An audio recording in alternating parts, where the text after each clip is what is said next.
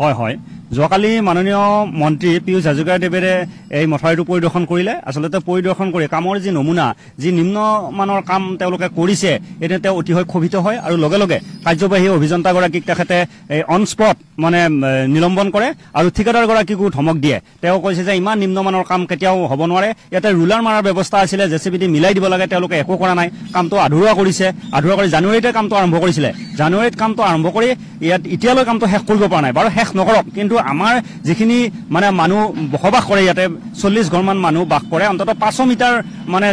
area এই 500 metre জায়গাটো আমি ঠিক কৰিব দিছিলো যাতে আমি যাতায়াত কৰিব পাৰো এতিয়া আমাৰ এনেকুৱা হৈছে আমি সৰু সৰু ল'ৰা ছোৱালী আছে স্কুলত নিব লাগে আমি না সাইকেলেদি আহিব পাৰো না বাইক লৈ আহিব পাৰো আৰু বৰষুণ দিলেতো অৱস্থাই নাই আমাৰ আৰু যদি কোনোবাৰ বেমাৰ হয় 108 খনটো সোমাব লাগিব এনেকুৱা মানে ব্যৱস্থা কৰি দিছে আমি কোনো ধৰণৰ যাতায়াত কৰিব নোৱাৰো এতিয়াতো বাৰিষা আহিল বানপানী আহিব এতিয়া আমি কোনফালে যাম ক'ত যাম এনেকুৱা এটা আমাৰ অৱস্থা হৈছে গতিকে আমি মাননীয় মন্ত্ৰী মহোদয়ক ধন্যবাদ দিছো তেখেতৰ তৎপৰতাত হয়তো কামখিনি আমি হ'ব বুলি এতিয়া ভাবিছো আৰু যদি হয় তেতিয়া আমি নিশ্চয়কৈ মাননীয় মন্ত্ৰী মহোদয়ক আমি শলাগ ল'ম আৰু তেখেতক আমি ধন্যবাদ জ্ঞাপন কৰিছো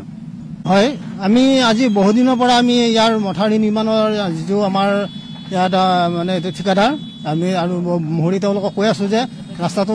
এতিয়ালৈকে মাটি অত পৰিছে তত পৰিছে অলপ অলপ আমি যাতায়াতৰ অসুবিধা পাইছো ইমান দিনে কোৱা স্বত্বেও আজি আমাৰ মন্ত্ৰী পীয়ুষ হাজৰিকা ডাঙৰীয়া সাধাৰণ ভিজিটত আমি আজি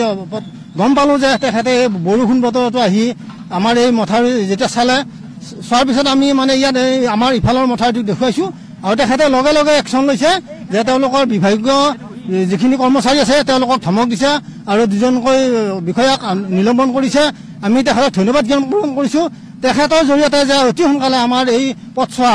আমাৰ যিখিনি 600 মিটাৰমান হ'ব আমাৰ যিখিনি 40-50 ঘৰগিৰি আছে এইখিনি মানুহক যাতে আমি সুচাৰুৰূপে আমি যাব পৰা কৰি দিয়ে এইখিনি আমি প্ৰাৰ্থনা জনাইছো আৰু পাছত দৰকাৰ হ'লে তেওঁলোকে যিহেতু মথাউৰিটো